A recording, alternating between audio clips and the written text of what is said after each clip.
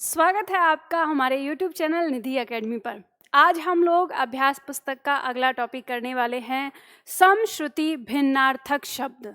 शब्द है सम श्रुति भिन्नार्थक। देखो टुकड़ों से ही आप इसे समझ सकते हैं। सम माने समान, श्रुति माने सुनाई देने वाले, भिन्न माने भिन्न, अर्थ माने अर्थ। जो समान सुनाई देते हैं लेकिन उनके भिन्न अर्थ होते हैं उन्हें हम समश्रुति भिन्नार्थक या श्रुति सम भिन्नार्थक शब्द कहते हैं। तो आज हम इसी सेट को करेंगे। ये बुक्स आप सभी लोगों के पास होगी, सामान्य हिंदी अभ्यास पुस्तक। अगर नहीं है तो आप इसे हमारे ऑफिस से दिए हुए नंबर पर कॉल करके मंगा सकते हैं। अगर आपको अपने आप ऑर्डर करना है तो एप्लीकेशन निधि एकेडमी पर जाइए, डाउनलोड करिए एप्लीकेशन को, या आपके पास डाउनलोड होगा। पाठ्य पुस्तक वाले ऑप्शन पर जाकर आप ये हमारी बुक मंगा सकते हैं। ठीक है, तो हम लोग शुरू करते हैं अपनी क्लास। तो पहला टॉपिक है हमारा, पहला आज सेट होगा समश्रुति भिन्नार्थक के लिए।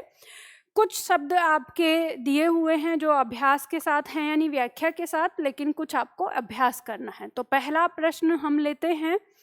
पहला प्रश्न हमारे सामने दिया हुआ है समरूपी शब्द। इसे समरूपी शब्द भी कहते हैं, जरूरी नहीं है कि समश्रुति है, समरूपी शब्द भी या भिन्नार्थक शब्द भी इसे बोल देते हैं। तो समरूपी शब्द पर्यंत और पर्यंक के सही अर्थ का भेद कीजिए। ये ऐसे प्रश्न हैं जो आपकी परीक्षा में एक ना एक प्रश्न जरूर आता है जब भी आपकी परीक्षा कोई भी किसी स्तर की होती है, और अक्सर इसमें छात्र गलतियां कर देते हैं। तो आपको ध्यान से इसका उत्तर देना है। दिया है पर्यंत और पर्यंक। तो देखो पर्यंत शब्द जो है, जैसे हम कहते हैं कि मैं यह काम जीवन पर्यंत करता रहा, तो जीवन पर्यंत, तो पर्यंत मतलब एक सीमा के अंत तक का दिखाता है, यानी जिसका अर्थ आता है तक। ठीक है, तो हम देखेंगे ऑप्शन हमारा दिया है तक, कीचड़, तक, पलंग, या पर्याप्त, पलंग, समग्र और पीड़क। चार ऑप्शन दिए हैं। तो हमें ये तो पता चलता है कि पहला जो शब्द है इसका अर्थ क्या है, तक। तो हमें जब पता चल जाता है तो ये दो ऑप्शन हमारे कट जाते हैं। अब हमें ये जानना है कि पहले शब्द का अर्थ तो तक हो गया, अब दूसरा जो पर्यंक है इसका क्या अर्थ है। तो पर्यंक होता है पलंग शब्द का तत्सम रूप। ठीक है, तो यहाँ पे ये तो कीचड़ है तो ये ऑप्शन कट गया, हमें उत्तर तो मिल गया ख। तो आपको यहाँ पर एक चीज और जान लेनी है कि पर्यंक तत्सम है जिसका तद्भव पलंग है। तो आपकी परीक्षा में कभी कभी क्या होता है, तत्सम तद्भव भी पूछा जाता है। तो इस तरह से आपको पता चल गया कि संस्कृत में पर्यंक और हिंदी में पलंग कहते हैं, और तो इसका ये अर्थ हो गया, और पर्यंत का तक हो गया। तो उत्तर हमारा क्या आ गया, ख आ गया। चलो आगे बढ़ते हैं, अगला प्रश्न लेते हैं। प्रश्न संख्या 2 है हमारा। शब्द दिया हुआ है अनिल और अनल, अनल और अनिल के सही अर्थ का भेद बताना है। ध्यान दीजिएगा, दोनों शब्दों का अर्थ समझना है और ऑप्शन में देखना है। ऑप्शन दिया है पानी, आग, वायु, समुद्र, वायु, आग, और आग, वायु। तो हमें ये पता है कि शब्द है हमारा यहाँ अनल और शब्द है अनिल। अनल शब्द का अर्थ होता है आग और अनिल का अर्थ होता है वायु। तो हमें देखना है कि आग और वायु कहाँ है। तो यहाँ पानी दिया हुआ है, कट जाएगा। यहाँ पर वायु दिया है तो ये कट जाएगा हमारा। यहाँ वायु दिया है, ये कट जाएगा। यहाँ आग और वायु, तो इसी में आंसर हमारा मिल गया घ के अंदर। ठीक है, अब जैसे ये दोनों शब्द हैं, इनको याद रखने में थोड़ी सी परेशानी हो जाती है कि मैम हमें याद तो रहता है कि एक का अर्थ वायु है, एक का अर्थ आग है, लेकिन हम ये भूल जाते हैं कि किसका वायु और किसका आग है। तो याद रखने के लिए अच्छा तरीका मैं आपको बता देती हूँ। शब्द है आपका अनल और अनिल, दोनों शब्दों में किस चीज का अंतर है, छोटी ई की मात्रा का अंतर है। तो आप ये कह सकते हैं कि जिस शब्द का अर्थ आग है उस पर ई की मात्रा नहीं है, तो आप कह सकते हैं कि आग ई की मात्रा को जलाकर नष्ट कर देती है। तो इससे आपको याद रहेगा कि जिसमें ई की मात्रा नहीं होती वो आग होता है उसका अर्थ। तो ऐसे आप इसे याद रख सकते हैं। ठीक है, चलिए आगे बढ़ते हैं। तो उत्तर इसका आपको मिल गया ख। अगला प्रश्न है आपका प्रश्न संख्या 3। प्रश्न संख्या 3 कहता है कि निम्न में से कौन सा युग्म क्रमशः शब्दकोश एवं खजाना का अर्थ प्रकट करता है। ऑप्शन दिया है कोश, कोश, कोश, कोश, कोश, और कोस या कोश। अब आपको ये समझना है, इससे आपको हिंट प्रश्न में ही है। यहाँ दिया है शब्दकोश, तो देखो ध्यान देना, शब्दकोश को कोश कहते हैं, तो बिल्कुल सेम शब्द खोजना है आपको। तो ये भी नहीं है प्रथम पर, ये भी नहीं है प्रथम पर, ये भी नहीं है प्रथम पर, पहले में ही दिया है कोश। तो इसका मतलब जो शब्दकोश है वो हमारा शब्दकोश, और खजाना को हम कोश, जो मूर्धा श है वो हमारा आ जाएगा। ठीक है, तो इसका उत्तर क्या हो गया? क हो गया। आगे बढ़ते हैं, अगला प्रश्न दिया हुआ है नंबर 4। कौन सा समरूपी शब्द अजर और अजिर के भिन्न अर्थ हैं? तो अजर और अजिर, तो देखो ये जो शब्द है अजर, ये बना है हमारा जर से, जरा से। जरा मतलब बुढ़ापा, तो इसमें अ लग गया, तो अजर ये शब्द हमारा बन गया। तो यानी जिसमें बुढ़ापा ना हो, तो हम इसको पहचान लेंगे ऑप्शन में कि इसमें हमारा क्या, कहाँ पे है। पहला कह रहा है ऑप्शन मृत्यु, अमृतत्व, अनश्वर, आगंतुक, जो बूढ़ा ना हो, आंगन, और जो डरे नहीं और जीता ना जा सके। तो हमें अजर शब्द का अर्थ अभी पता चला, जो जर से हमने देखा, जर माने बुढ़ापा और अ माने नहीं, तो जो बुढ़ापा ना हो, तो जो बूढ़ा ना हो, ये हमें पहला मिल गया, बाकी सब में नहीं है, तो ये कट जाएगा, हमें उत्तर मिल गया ख। तो हमें पता चला कि अजिर का जो अर्थ है वो क्या है? आंगन है। ठीक है, तो इसका उत्तर हमारा ख हो जाएगा। आगे बढ़ते हैं, अगला प्रश्न है प्रश्न संख्या 5। प्रश्न संख्या 5 कह रहा है अवलंब और अविलंब का सही अर्थ भेद बताना है। शब्द है अवलंब और अविलंब। ऑप्शन दिया है सहारा, बिना विलंब के, सीधा और ठहरना, स्थायी, आवश्यक, और बिना विलंब के, और सहयोग। तो देखो ध्यान दीजिएगा, शब्द आपको याद रहेगा, जैसे देखेंगे कि विलंब शब्द होता है, विलंब का मतलब होता है देर। ठीक है, देर, और अ माने नहीं, तो जो देर से नहीं मतलब बिना विलंब के रहेगा। तो आप देख लीजिए कि किस ऑप्शन में दिया है। यहाँ पे पहले ऑप्शन में दिया है, कट जाएगा, इसमें है ही नहीं, यहाँ पे है ही नहीं। ठीक है, तो ये हमें दूसरे ऑप्शन पे चाहिए, क्या? बिना विलंब के। तो दूसरे ऑप्शन पे हमारा यहाँ दिया है अवलंब शब्द का अर्थ आ गया सहारा। तो इस तरह से हमारा जो उत्तर है वो क्या हो गया? हमारा क हो गया। ठीक है, हम आराम से इसका उत्तर निकाल लेंगे। आगे बढ़ते हैं, अगला प्रश्न आता है प्रश्न संख्या 6। प्रश्न संख्या 6 कहता है हमारा शब्द युग्म अवधि और अवधि कौन सा सही अर्थ है? तो बताना है। ऑप्शन दिया है बढ़ना और गीत, ऑप्शन दिया है सीमा, भाषा, ऑप्शन दिया है समय, अवध की भाषा, और समझदार और विधि। तो देखो यहाँ पे शब्द आपको ध्यान देना है, अवधि और अवधि, एक में छोटी ई की मात्रा, एक में बड़ी ई की मात्रा। तो जो छोटी ई की मात्रा होती है इसका अर्थ होता है समय सीमा। ठीक है, क्या होता है? समय सीमा। और ये जो अवधि है ये अवध प्रदेश की भाषा है। तो पहले स्थान पर समय कहाँ पे दे रखा है? तो देखो इसमें नहीं है तो ये कट जाएगा, इसमें नहीं है तो ये कट जाएगा। सीमा दिया है पहले स्थान पर, लेकिन पहला क्या होना चाहिए? समय होना चाहिए, तो ये कट जाएगा। उत्तर हमें मिल गया। हमें पता ही है अवधि क्या है? अवध प्रदेश की भाषा है, तो दूसरे स्थान पर, और अवधि ये हो गया समय। ठीक है, तो उत्तर हमारा क्या आ गया? ग आ गया। चलो आगे बढ़ते हैं, अगला प्रश्न है प्रश्न संख्या 7। प्रश्न संख्या 7 कहता है समरूपी शब्द कृपण और कृपाण का सही अर्थ बताना है। कृपण और कृपाण, देखो कृपाण शब्द जो है वो किसका पर्यायवाची है? तलवार का पर्यायवाची है। अगर आप अपने शब्दों को याद रखेंगे, शब्द के विलोम, शब्द का अर्थ, शब्द के पर्यायवाची, तो आप बहुत आसानी से प्रश्नों को कर लेंगे। और कृपण कहते हैं कंजूस आदमी को। तो हम देखेंगे कि अगर जैसे तलवार शब्द को देखें तो हमें पता चल रहा है इसमें नहीं है, इसमें नहीं है, इसमें नहीं है, हमें यहाँ पे ही मिल गया तलवार, यहाँ पे कृपाण, और कृपण माने होता है कंजूस, तो हमें उत्तर मिल गया ख। तो कृपण का मतलब हो गया कंजूस और कृपाण का अर्थ हो गया तलवार, तो हमारा ख उत्तर हो जाएगा। आगे बढ़ते हैं, अगला प्रश्न आता है प्रश्न संख्या 8। शब्द है अशक्त और शब्द है आशक्त। शब्द है अशक्त और शब्द है आसक्त। आसक्त कहते हैं किसी चीज पर मोहित होना, कहते हैं वह तो इस पर आसक्त हो गया, आसक्ति। ठीक है, आसक्ति। उसके बाद ऐसा शब्द आता है अशक्त की बात करें, अशक्त मतलब शक्ति के साथ, ये शक्ति शब्द से बनता है, शक्त शब्द से, शक्त से शक्ति बनता है, अ माने नहीं, तो जिसमें शक्ति नहीं है, तो आप देखो पहले स्थान पर अभिमान दिया है, होना क्या चाहिए, शक्ति नहीं है जिसमें, इसमें अश्रद्ध दिया है तो ये भी कट जाएगा। यहाँ दिया है शक्तिमान और यहाँ दिया है शक्तिहीन, तो हमें पता है अशक्त का मतलब जिसमें शक्ति नहीं है, तो ये कट जाएगा, उत्तर हमको मिल गया। और आशक्त का मतलब होता है किसी पर आसक्त हो जाना, मोहित हो जाना, ठीक है, तो इसका उत्तर हमारा क्या हो गया, ग हो गया। चलिए आगे बढ़ते हैं, अगला प्रश्न है प्रश्न संख्या 9। प्रश्न संख्या 9 कहता है कौन सा युग्म भौरा तथा सहेली को प्रदर्शित करता है।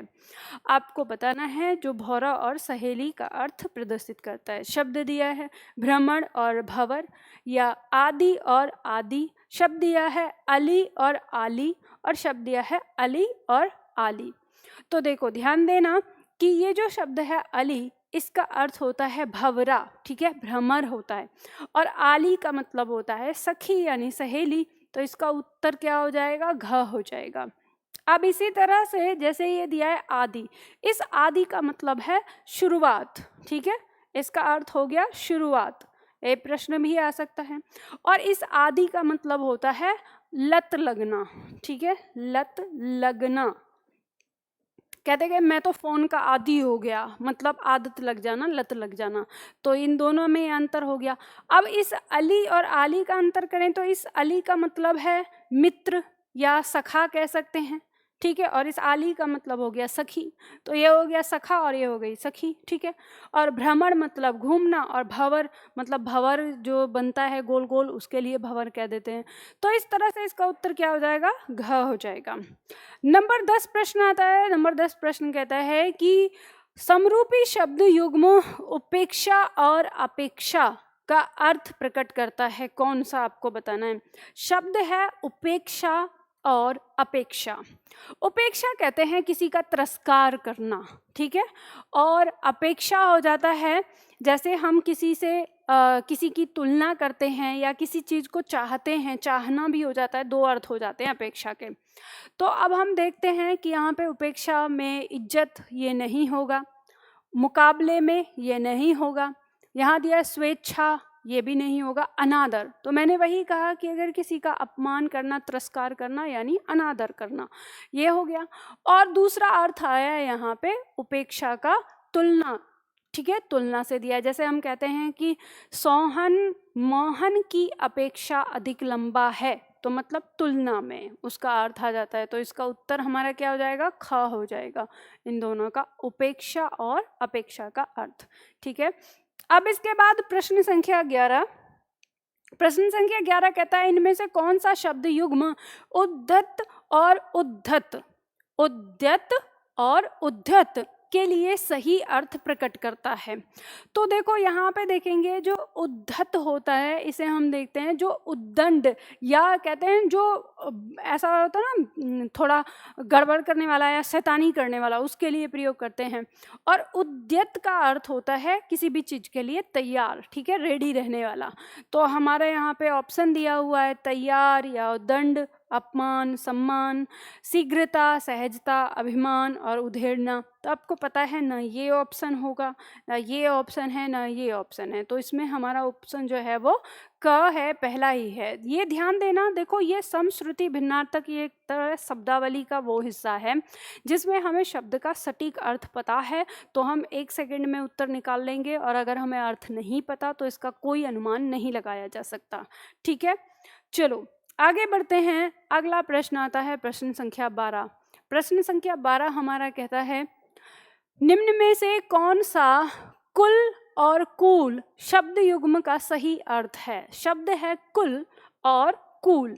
अब ऑप्शन दिया है संपूर्ण और ठंडा, ऑप्शन दिया है किनारा और तट, ऑप्शन दिया है परिवार और किनारा, ऑप्शन दिया है पक्षी और तट। तो देखो यहाँ पे जो हमारा ये शब्द है कूल, इस कूल का अर्थ होता है किनारा, ठीक है, क्या होता है, किनारा। तो किनारा के लिए प्रयोग करते हैं। और ये जो कुल होता है, इस कुल का अर्थ संपूर्ण से भी होता है, सब से भी होता है, ठीक है। इस कुल का अर्थ परिवार से, कुटुंब से भी होता है। तो हम यहाँ पे देखेंगे, सबसे पहले हम किनारा से देखेंगे। तो दूसरे शब्द में ये ठंडा है, ये कट जाएगा, यहाँ तट है, कट जाएगा, तट है, कट जाएगा। हमें उत्तर मिल गया किनारा, यहाँ दिया हुआ है ग में, और पहला अर्थ आ गया परिवार। तो कुल माने परिवार और कूल माने किनारा, तो उत्तर हमारा क्या आ गया, ग आ गया, ठीक है। आगे बढ़ते हैं। अगला प्रश्न है प्रश्न संख्या 13। प्रश्न संख्या 13 कहता है समरूपी शब्द युग्म नीरज और नीरद का अर्थ व्यक्त करता है। ये बहुत ही सरल है, ये तो आपको वो एकदम से पता चल जाएगा। नीर यानी नीर मतलब पानी, और उसमें ज और द लगा है। ज माने कमल, द माने बादल, यानी मैंने आपको पर्यायवाची बताए हैं, यानी पानी के पर्यायवाची में ज जोड़ दो तो कमल का पर्यायवाची, द जोड़ दो तो बादल का पर्यायवाची। तो कमल और बादल आपको मिलना चाहिए। तो पहले ढूंढेंगे, यहाँ पे कमल नहीं है, पहले स्थान पर कट जाएगा, यहाँ भी कमल नहीं है, कट जाएगा, यहाँ कमल दिया है और दूसरे स्थान पर बादल, ये तो कट ही गया। तो हमारा उत्तर मिल गया हमको खा। बहुत आसान है, जब आपको अर्थ पता है तो आसानी से आप उसका अर्थ निकाल लेते हैं, ठीक है। चलो आगे बढ़ते हैं। अगला प्रश्न आता है प्रश्न संख्या 14। प्रश्न संख्या 14 कहता है कि दीन और दिन, शब्द है दीन और दिन, समरूपी शब्द का शब्द कौन सा अर्थ प्रकट करता है। और यहाँ पे ऑप्शन दिया है गरीब दिवस, संपन्न गरीब, दया दिवस और दाता दिवस। अब देखो ये जो शब्द है दीन, इस दीन का अर्थ है गरीब, ठीक है। कहते हैं ना दीनहीन होना, गरीब होना। तो आप देख लो पहले नंबर पे ना यहाँ गरीब है, ना यहाँ गरीब है, ना यहाँ गरीब है। पहला ही उत्तर आपको मिल गया। और दिन का तो मतलब आपको पता ही है, दिन मतलब दिन यानी दिवस जिसे कहते हैं। तो यही हमारा क्या हो गया, उत्तर हो गया, ठीक है। आगे बढ़ते हैं। अगला प्रश्न है प्रश्न संख्या 15। प्रश्न संख्या 15 कहता है समरूपी शब्द युग्म निशाचर और निशाकर कौन सा अर्थ प्रकट करता है। ऑप्शन दिया है दिन रात, ऑप्शन दिया है चंद्रमा और राक्षस, ऑप्शन दिया है राक्षस और चंद्रमा, ऑप्शन दिया है सूर्य और चंद्रमा। और आपको पता है ये निशा यानी रात में हमने कुछ शब्द जोड़कर ये बनाया है।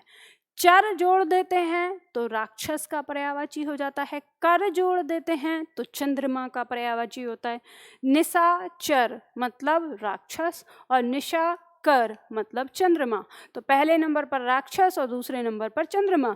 तो देखेंगे पहले नंबर पर यहाँ पर राक्षस नहीं दे रखा, यहाँ दिया हुआ है, यहाँ राक्षस नहीं है। दूसरे में देखेंगे यहाँ पर दूसरे प्रश्न में यहाँ पर चंद्रमा दिया हुआ है, ये कट जाएगा, यहाँ सूर्य दिया है, कट जाएगा। तो हमें पहले स्थान पर क्या चाहिए, राक्षस, और दूसरे स्थान पर चंद्रमा। तो हमारा उत्तर क्या हो गया, ग हो गया। यही हमारा उत्तर हो जाएगा, ठीक है।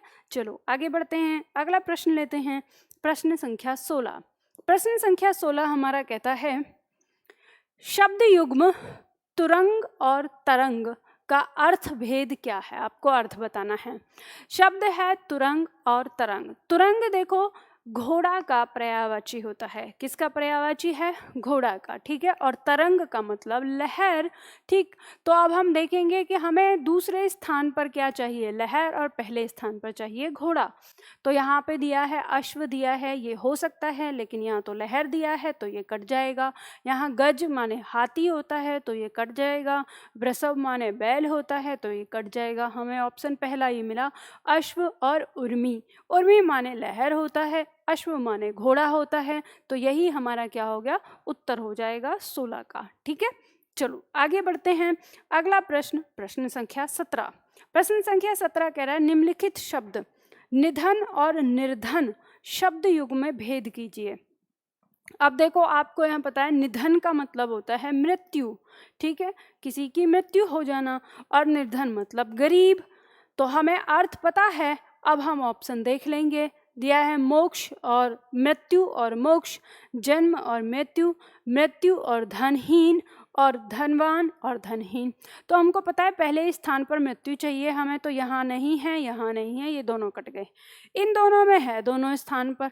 अब यहाँ पे देखेंगे निर्धन का मतलब क्या हो गया, मोक्ष तो नहीं होगा। धनहीन दिया है, यानी निर्धन का मतलब गरीब होता है। गरीब वही होता है जिसके पास धन ना हो। धनहीन, तो यही हमारा क्या हो जाएगा, उत्तर हो जाएगा। ठीक है, तो इसका उत्तर हमारा ग हो गया। आगे बढ़ते हैं, अगला प्रश्न लेते हैं, प्रश्न संख्या 18। प्रश्न संख्या 18 हमारा कह रहा है समरूपी शब्द चरम और चर्म का सही अर्थ बताना है। चरम और चर्म, देखो चरम कहते हैं जो अंतिम, जिसे आप अंग्रेजी में पीक पॉइंट कहते हैं। ठीक है, तो चरम मतलब अंतिम, जो अंतिम छोर होता है उसके लिए बात करते हैं। और चर्म जो होता है उसे कहते हैं एक तरह से चमड़ा कहें या त्वचा के लिए आता है, स्किन के लिए आता है चर्म शब्द का प्रयोग। तो हम देखेंगे पहला शब्द टूटना दिया है, तो मतलब ये इसका अर्थ नहीं है। चमड़ा दिया है तो वो चर्म का होता है, चरम का नहीं होता, तो कट जाएगा। श्रेष्ठ नहीं होगा। अब 3 ऑप्शन में से 4 ऑप्शन में से बचा अंतिम और चमड़ा, तो यानी चर्म का मतलब चमड़ा हो गया और चर्म जो दिया है इस चर्म का मतलब अंतिम। ठीक है, तो यहाँ पे हमारा इसका उत्तर ग हो गया। आगे बढ़ते हैं, अगला प्रश्न आता है, प्रश्न संख्या 19 दिया है समरूपी शब्द अपकार और उपकार का सही अर्थ स्पष्ट करें। शब्द है हमारा अपकार। अपकार का मतलब होता है जैसे हम कहते हैं किसी के साथ बुराई कर देते हैं। ठीक है, और उपकार का अर्थ होता है किसी पे भलाई करना, यानी किसी के लिए भलाई करना। कहते हैं तुमने तो मुझ पर उपकार कर दिया, तो यानी दूसरे का अर्थ भलाई से हो जाएगा। तो हम देखेंगे कि इनमें से कौन सा युग्म है जिसके अंदर दूसरे स्थान पर भलाई है। तो यहाँ पहले स्थान पर दिया है, दूसरे पे बुराई दे रखा है मतलब उपकार का, तो ये गलत हो जाएगा। यहाँ अपमान दे रखा है, ये भी गलत हो जाएगा। यहाँ सम्मान है तो सम्मान नहीं होगा, अपकार का मतलब भलाई होता है, अच्छा होता है। तो यहाँ पे ख में ही हमारा भलाई शब्द आ रहा है और अपकार का मतलब बुराई हो गया। ठीक है, तो यहाँ पर दोनों एक दूसरे के पर्यायवाची विलोम शब्द भी हो गए और यहाँ पर इसका अर्थ भी आ गया। अपकार मतलब बुराई और उपकार मतलब भलाई, तो अपकार का विलोम उपकार, उपकार का विलोम अपकार, इस तरह से हो जाएगा। तो ये हमारा समश्रुति भिन्नार्थक शब्द थे, तो ये हमने यहाँ पर पहला सेट किया। तो आप लोगों ने, मुझे लगता है कि आप लोगों ने अच्छे से किया होगा और सही आपको इसका उत्तर मिल गया होगा। तो इसी तरह से आप अभ्यास करिए, और ये आपका जो है ये अभ्यास पुस्तक है, आपको पता ही है, इस अभ्यास पुस्तक से हम यहाँ पर कर रहे हैं। तो इसी तरह से हम सारे टॉपिक को एक एक करके करते रहेंगे। आज के लिए इतना ही करते हैं, फिर मिलते हैं कल की क्लास में। आपको वीडियो पसंद आती है तो इसे लाइक और शेयर अवश्य कर दीजिएगा।